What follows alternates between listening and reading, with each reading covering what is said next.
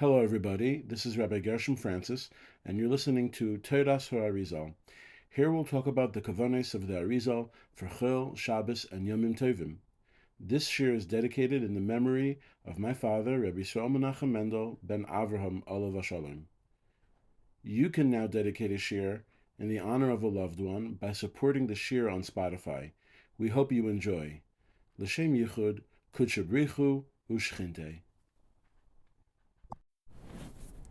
Now let's talk about the holiday of Purim. And of course, we look forward to giving our classes because we get down to the point and explain exactly what a Yom Tov is according to the Hakadosh.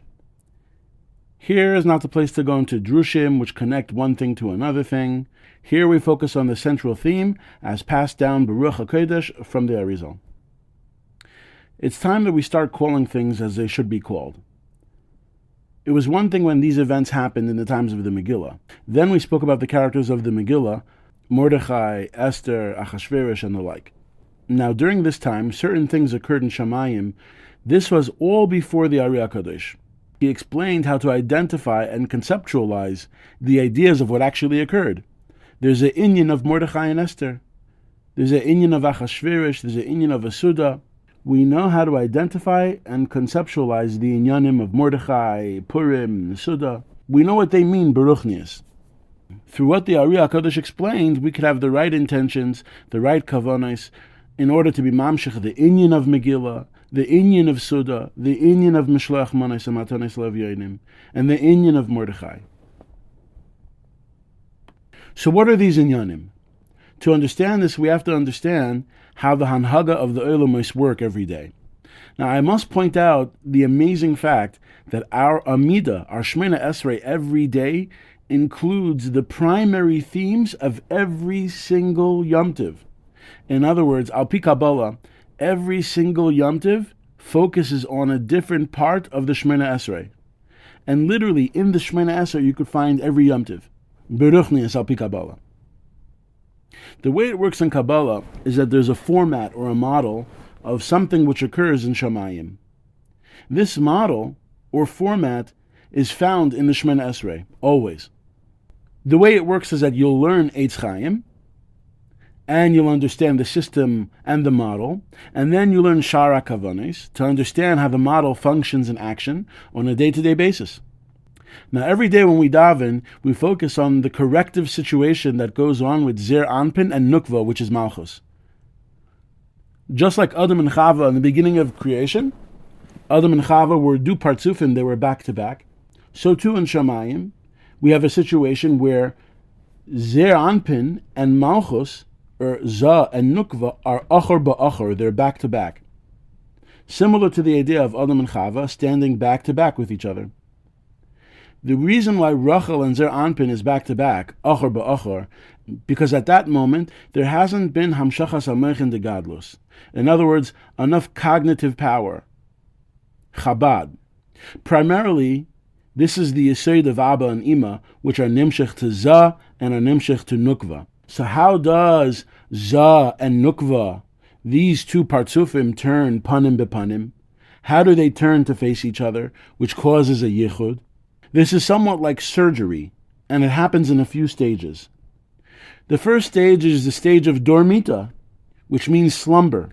Just like the anesthesiologist gives the person medication to fall asleep. So too in Shamayim there's an inyan called dormita, dormita deza. This is when Zer Anpin goes through a slumber state. Zer Anpin loses the magnitude of moichin, or cognitive abilities. It's Chabad. This energy is then transferred to Malchus, which is Rachel, or Nukva of Zer Anpin. And then what happens is, it makes it so that Rachel goes from being achor ba'achor, back to back, and becomes dismantled or severed from Zer Anpin, and then turns to be panim bepanim. It turns to be panim bepanim. And this happens every day when we say the words Leman Shemei Ba'ahava, Melech Ozer or Moshiach or Mogen. Every day this happens. Every day in our davening this happens. So after we do this, after there's Dormita, the slumber, and then there's Nisira, which is the removing, the dismantling and severing from being back to back, then there's Hagdala. Rachel or Malchus becomes bigger. Rachel is imbued with Moichin, which in turn, Rachel goes to the height of Zer Anpin and becomes Panim Bepanim. And then there's a Yichud, which is an amazing thing, because Malchus went from being a Nakuda under Netzach and Hoid of Zer Anpin to becoming all the way up to be able to face Zer Anpin Panim Bepanim. This spiritual surgery, if you will, happens every day in Shamayim in the Olam HaSfiros. And it occurs exactly when we say in the Shemana Esrei, Melech, Ozer, O Mashiach, O Magen. Then Zer Anpin and Nukva are facing Panim Bepanim, and you're able to ask HaKadosh Baruch Hu for brachos at that point because there's a Yichud. It also happens within every mitzvah that we do, which we'll explain another time. At this point, we've drawn in Mochin to Rachel, and Rachel's Nisgadel. But then, after the ascension of Rachel, the ascension of Malchus to become Panim Bepanim, the Giloi that came to Rachel leaves. The Giloi that came to Rachel leaves. Yesod Abba leaves. After all, the reason why Zer Anpin had its Mochin removed and went through the Dormita state was only to build Rachel. Binyan HaNukva, Binyan HaMalchus. When this is done, Zer Anpin reawakens, and naturally Mochin is drawn back to Zer Anpin, which is where we say, Baruch Atah Hashem, Magen Avraham. So normally when there's a state of Panim Bepanim, we reawaken Zer Anpin, and the of Yesod Abba leaves Malchus, or Rachel, and is given back to Zer Anpin. This is the typical natural process that occurs every day, multiple times a day. This process of turning from Achar Ba'achar to Panim Bepanim is the koyach which allows Bnei Yisrael to be mispal to Hashem and ask for brachos because of this yichud of Zah Nukva, the yichud of Kudsha Brichu Shchinte. Now, however, as we mentioned, this Giloi that comes to Rachel leaves right when she becomes Panim Bepanim. She doesn't have that Giloi anymore. But now on Purim, something amazing and fascinating happens. Here we go. On Purim we daven and build up Malchus. We build up Rachel. And then Zer Anpin, after going through the Dormita state, is reawakened. And then the conscious or Moichin, the Kuchas HaMoichin comes back. The Chabad comes back to Zer Anpin. But on Purim, somehow, miraculously, the of Yesod of Abba, the of Yesod of Chachma, doesn't leave. It stays by Malchus all day long, while Zer Anpin also reawakens. In other words, usually this koyach is taken away from Malchus. Right when Malchus reaches the state to be Panim Bepanim, the koyach is taken away. The Giloi is taken away. Giloi Yesod Abba is taken away. But on Purim something crazy happens. That even though there's already a binyan, even though we already did binyan HaMalchus, and even though Rachel is already Panim Bepanim, nevertheless, this Yesod Abba, stays by Malchus all day long. If this was a computer, it would be a glitch in the system. But Baruch Hashem, this is Yad Hashem, and there's no glitches. This occurs in the words of the Megillah, B'layla hahu nadada shnas hamelech. At that time, the king woke up. Meaning to say that even though there was already the Dormita, and then because there was the Dormita, the slumber, and then there was the Nesira, this Nesira was only to build up Bnei Yisrael, only to build up Malchus. And then right when Malchus was built, you'd expect the Giloi to leave. You'd expect this Giloi to leave, but somehow miraculously HaKadosh Baruch Hu stood by our side and made this Giloi, Yesod de Chachma, Yesod de Abba, stay by Malchus all day long and didn't leave on Purim. Let's bring a mashal on this. This is similar to when you have a poor person or someone that needs help, and you help them out, and right away when they get that help, just enough, you let them go on their own. You let them go on their own. You don't hold their hand anymore. But unfortunately, that's what occurs from time to time. However, by some people, Even when they lift you up, they'll be there to hold you while you're standing and while you continue to stand. And even though you don't need them anymore, you're still there for them, smiling at them and being there for them, even though they don't need you. That's Purim. That is Purim. And if it would have worked out in any other way, Haman, chas v'shalom, would have taken shlita and it would have been bad news, chas v'shalom. But because on Purim the Yesod of Chachma stayed by Malchus, Hakadosh Baruch Hu held our hands all the way through, and Haman didn't know what hit him. This light is from Yesod of Abba, and it's what we call Mordechai. That light, that of Yesod of Abba, is called Mordechai, and it stems from the words miradachia, pure myrrh, which is Yesod of Chachma, just like shemen, just like oil. Now let's take a closer look at this Gilui of Yesod Abba. This Gilui contains Hei Chsadim and Hei Gvuros. But since this Gilui is Nimshech from the Darga of Chachma, even the Gvuros, the Hei Gvuros, are also Chsadim. Now if we count these Chsadim and Gvuros, how do we count them? Each Chesed and each Gvura is a Shem Havaya. So if that's the case, we have 10 Shemos of Shem Havaya, and 10 Shemos of Shem Havaya equal the gematria of Sar, Samech Reish, or Reish Samech, which is the gematria of 260. And now if we look at these Chsadim and Gvuros at their Sheresh, which is Chachma, Chachma itself is Shem Havaya De'av, Shem Havaya, which is spelt out to equal 72 through its Miloi. So we have 260, and we have 72 when we look at where it's stemming from, its Sheresh. And then when we look at the Sheresh of Shem Havaya itself is a 4-letter word. So if we add 10 Shemos of Havaya, that's 10 times 26, that's 260.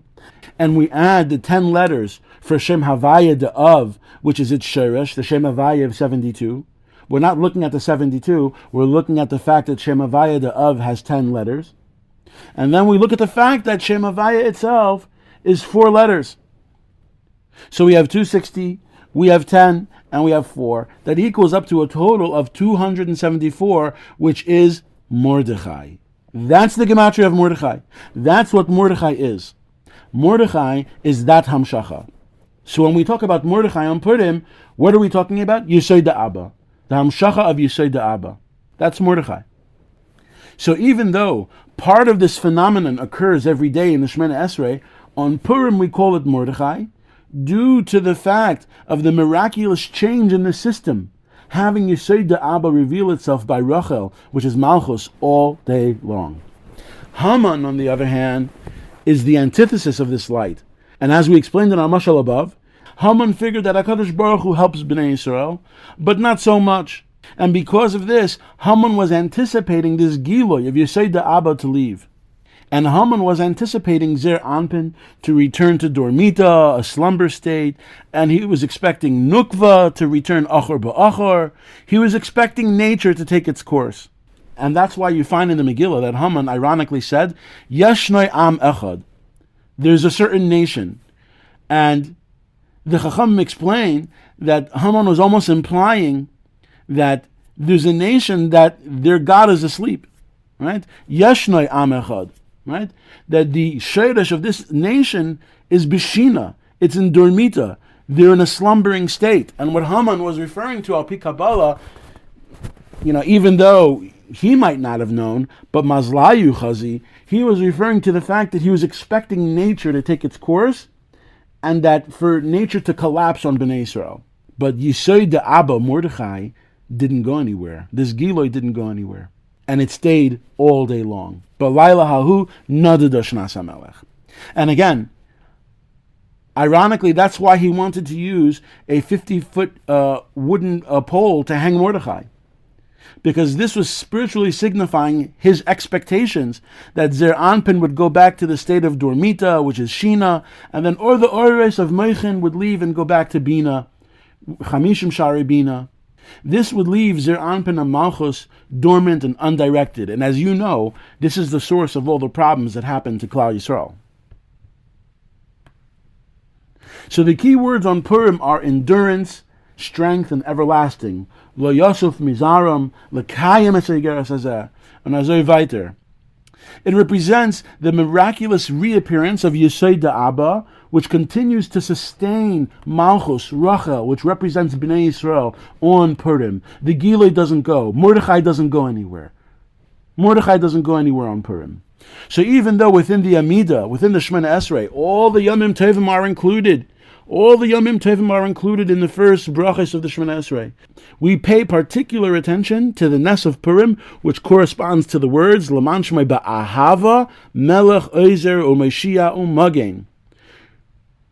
And this is where the Hamshacha of Mordechai, which is Yesod Abba, is revealed. And you should know that on Purim we take this step by step.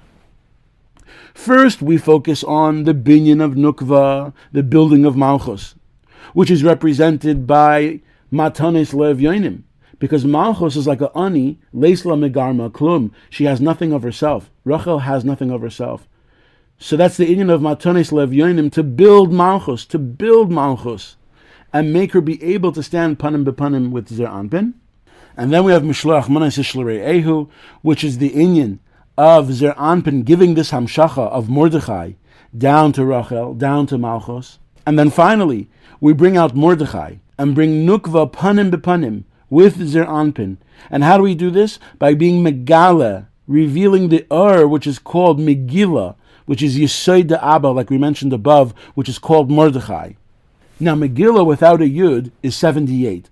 If we identify this a little bit deeper, it represents 3 Shemos of Havaya, 3 times 26, which is 78. And these 3 Shemos of Havaya, are Chachma, Bina, and Das. That's the Moichin which is given to Nukva, the Chabad which is given to Nukva.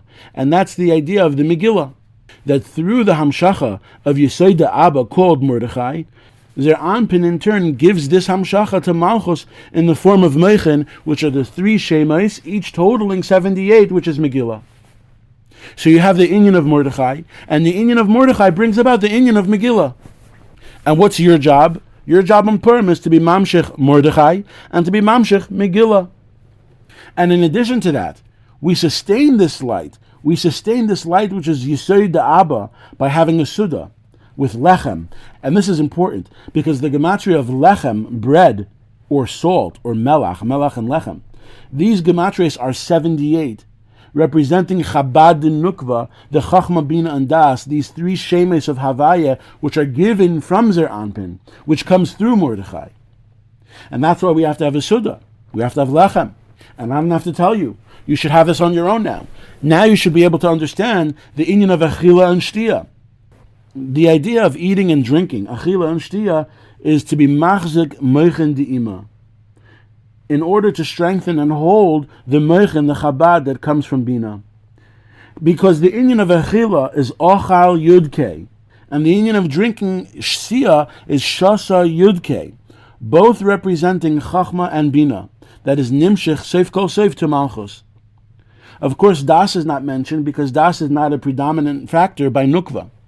So you have to have Matanes Lev Yonim, you have to have Mishloach Manis Ishlarei Ehu, and this is in the form of Mordechai. And Mordechai comes down to the form of Megillah, right? And we're machzik this hamshacha. We're machzik this hamshacha by Achila and Shtia by the Suda. Ochal Yudke, Shasa Yudke, which is hamshachas hameichin from Zer Anpin to Nukva, which were the 3 Shemes of Havaya, and in turn equaling Megillah. Now, without getting too deep here, the Rashash said he didn't want to reveal it, but there's an inyan to start the Suda right after Shachris. Of course, this is not mentioned in Kabblas Arizal itself, but the Rashash felt it was the unwritten word from Kabblas Arizal about the Suda of Purim. Why? Because our Shachris brings down the Ur Pnimi of Mordechai. And because the Ur Pnimi comes down, the Ur Pnimi also needs a counterpart. It needs Chitzonius HaUr. It would need to be strengthened by Chitzonius, which is the Kalim. And just like we have the Sudas on Shabbos, you have Kabbalah, Shabbos, Ma'ariv, and then you have Suda. You have Shachris and Musaf, you have Suda. You have Mincha, you have a Suda. On Purim, it's the same thing. Otherwise, it's like eating the Suda of Shachris on Shabbos at Mincha time. It's not really right, it's not really correct. But this is not mentioned in Kabblas Arizal, but the Rashash felt it was essential. I don't have to tell you, many people don't start their Suda that early, but in Eretz Yisrael a lot of them do, as I was informed, as I was told, and as you read about in Sfarim.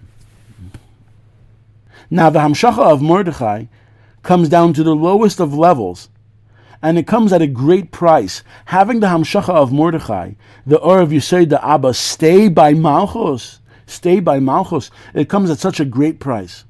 Klippa, Keli, or Chetzonim are ready and wait at such low levels to receive such great light. And in a certain sense, it's improper of us to allow this light to happen.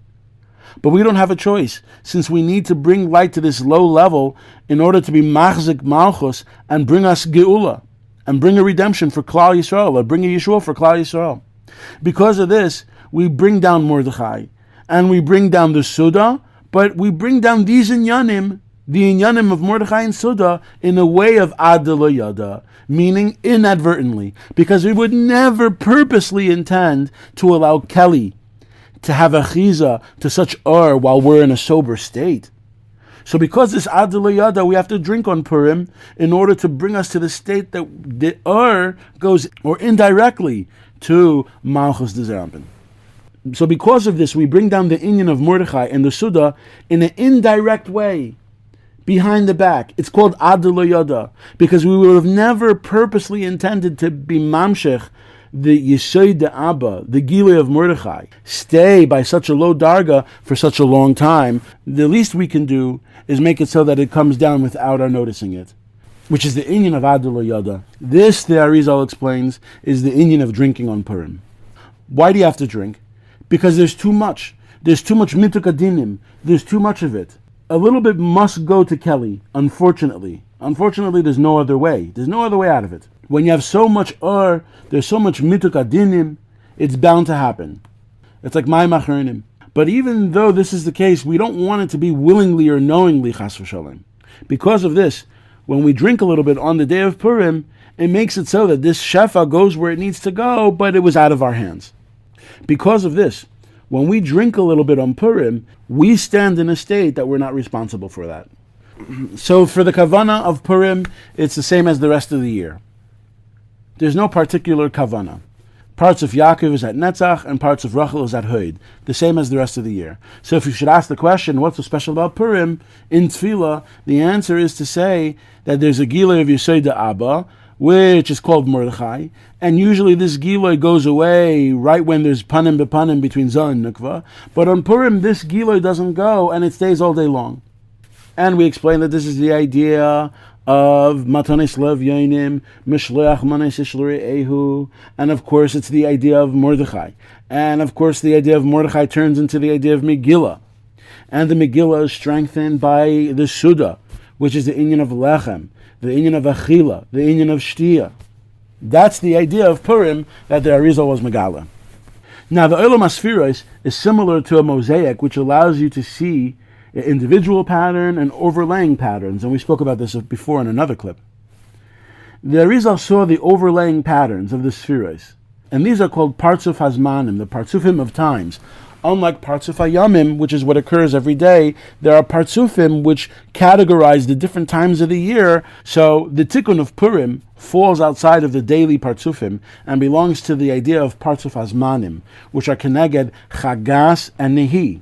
And throughout these partsufim, what's our job? As always, our job is the same, to be mamshech Chabad to each partsuf corresponding to each time. For example, Pesach, the Omer, and Shavuos, we bring down Chabad of Chesed. Rosh Hashanah, Yom Kippur, Sukkot, we bring down Chabad of Gevura. Shavuos is Chabad of Tiferes. On Purim, we bring down Chabad of Netzach. Chanukah is Chabad of Hod. Tu B'Shvat and Tu B'Av, Chabad of Yesod. So the tikkun of Purim stands on the partsuf of Netzach. Where in Netzach? So the Rashash explained that Purim is a mitzvah aseh d'Rabbanan, and these mitzvahs aseh d'Rabbanan is connected parts of Yaakov and parts of Rachel, the lower tier. We uplift the nitzutzos, the rapach nitzutzos that are shaykh to the tikkun of Purim, and the Hamshacha comes down to the partsufim of Yaakov and Rachel all throughout Seder Hishtalshalos, situated by the Sphira of Malchus. So Yehi Ratzon that we should be Zoicha to all the Giluyim and all the Tikkunim of Purim, and that we should be Zoicha from Mashiach Tzidkenu.